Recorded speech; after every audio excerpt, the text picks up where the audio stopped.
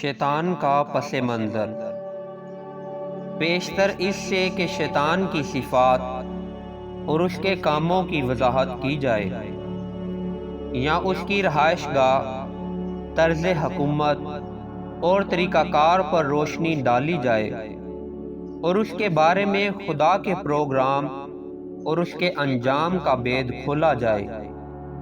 یہ جاننا ضروری ہے کہ شیطان کون ہے، کیسا ہے اور کب سے ہے۔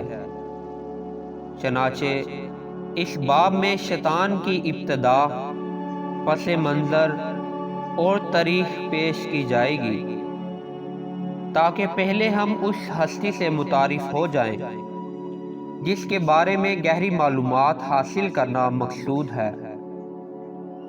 رسمی طور پر بھی دیکھا جائے تو جب ہم کسی ناواقف شخص سے ملتے ہیں تو سب سے پہلے ہم اسے اوپر سے نیچے تک دیکھتے ہیں کہ یہ شخص بظاہر کیسا ہے، موٹا ہے یا پتلا، کالا ہے یا گورا، لمبا ہے یا چھوٹا، جوان ہے یا بوڑھا۔ ہم اس کی پوشیدہ خوبیاں جاننے کے لیے اس سے گفتگو شروع کرتے ہیں کہ آپ کا نام کیا ہے، آپ کام کیا کرتے ہیں اور کہاں رہتے ہیں۔ شیطان کا تعارف کروانا اس لیے بھی ضروری ہے کہ دنیا کے بہت کم لوگ شیطان سے اچھی طرح واقف ہیں۔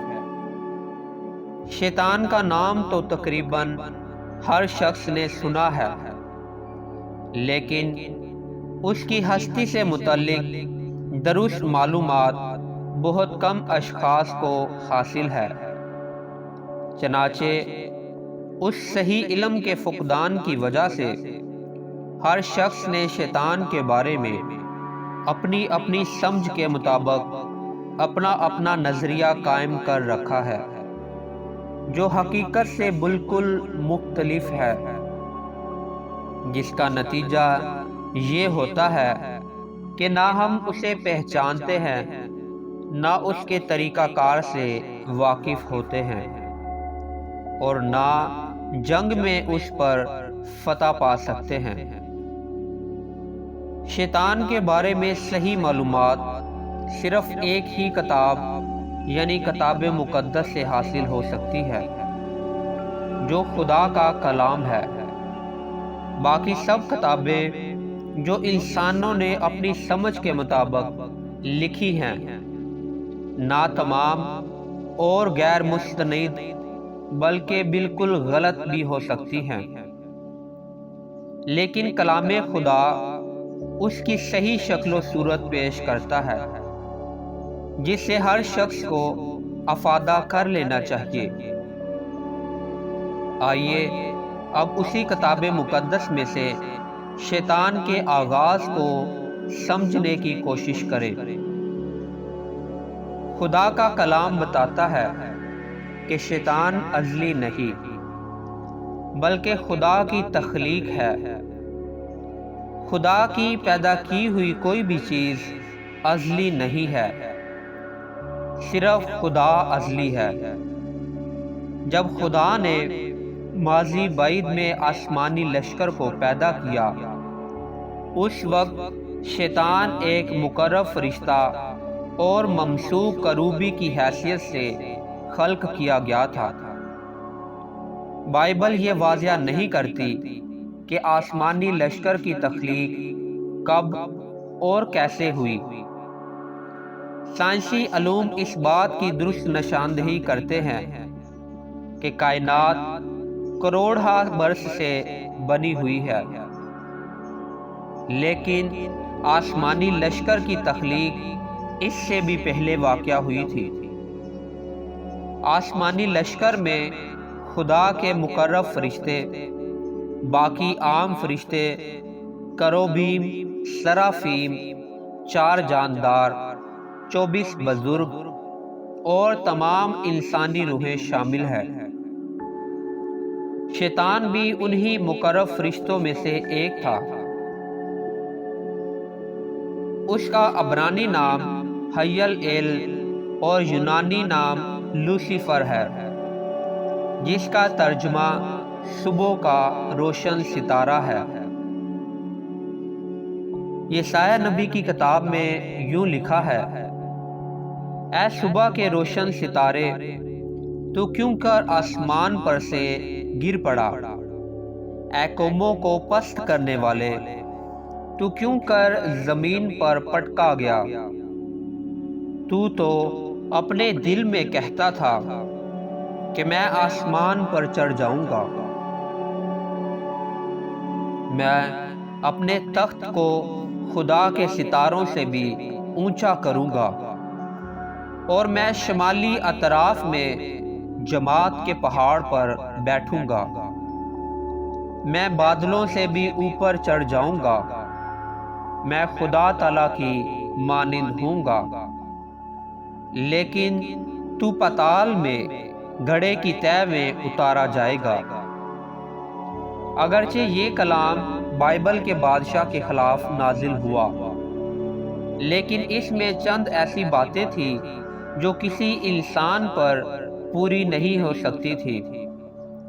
مثلاً کوئی انسان آسمان سے نہیں گرایا گیا، کوئی زمینی بادشاہ اپنے تخت کو خدا کے ستاروں سے اونچا نہیں کر سکتا، اور کوئی انسان خدا تعالیٰ کی مانند نہیں ہو سکتا۔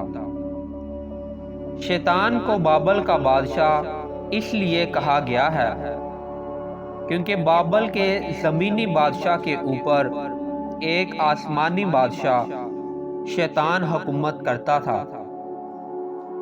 جیسا کہ شیطان نے خداوند مسیح سے کہا، یہ سارا اختیار اور ان کی شان و شوکت میں تجھے دے دوں گا، کیونکہ یہ میرے سپرد ہیں، اور جس کو چاہتا ہوں دیتا ہوں۔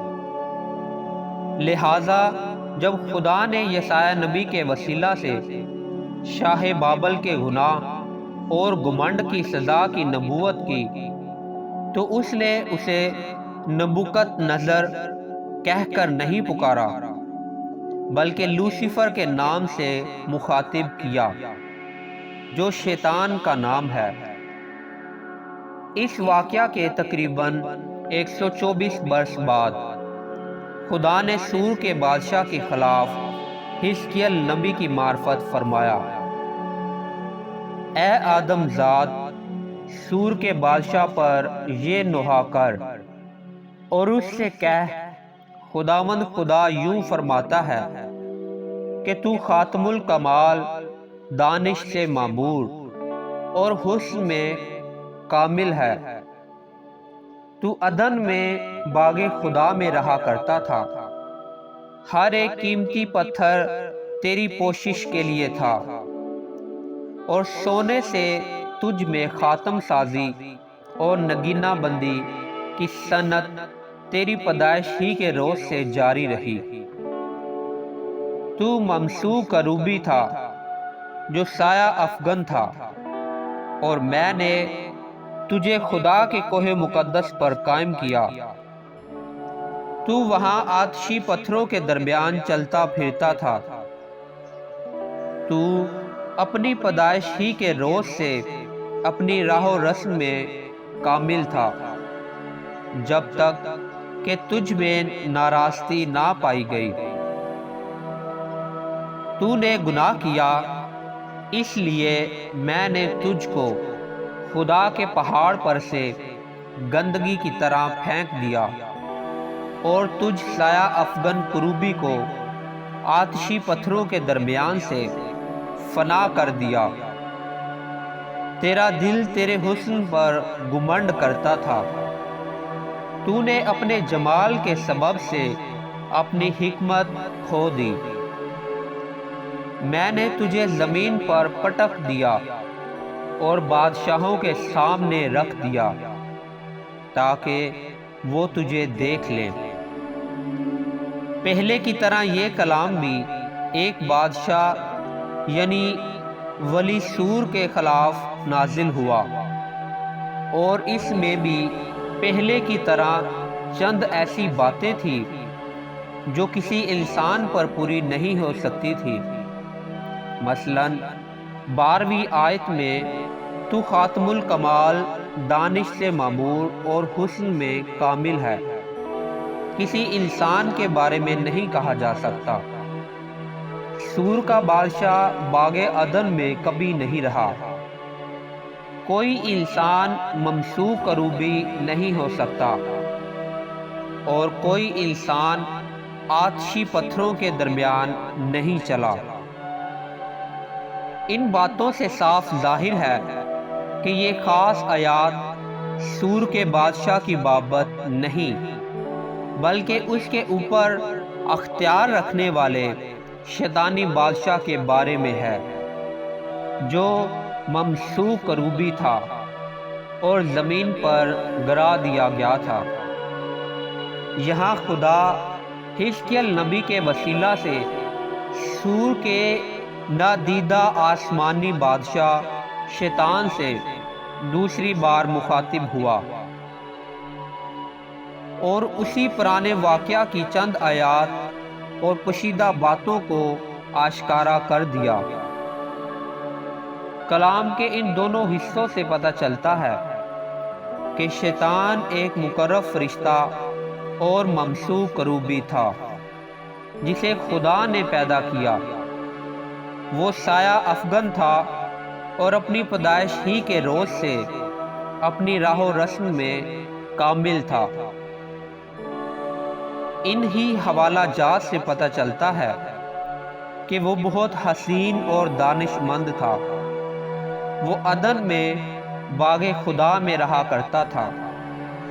اس کی پوشاک ہر قسم کے قیمتی پتھروں سے لدی ہوئی تھی، مثلاً یاقوت سرخ، پکھراج، الماس، فیروزہ، سنگ سلیمانی، زبرجد، نیلم، زمرد، گوہر شب چراغ وغیرہ۔ وہ سونے میں جواہرات کی نگینہ بندی اور خاتم سازی کا ماہر تھا۔ خدا نے اسے اپنے کوہ مقدس پر قائم کیا، اور وہ وہاں آتشی پتھروں کے درمیان چلتا پھرتا تھا۔ وہ مختلف قسم کے ساز بجانے میں ماہر تھا۔ بعض علماء کا خیال ہے کہ وہ آسمانی کوائر کا لیڈر تھا اور خدا کے حضور سازوں کے ذریعے تعریف اور ستائش کروایا کرتا تھا۔ وہ دانیل نبی سے زیادہ دانش مند تھا، اور ایسا کوئی بید نہیں جو اس سے چھپا ہو۔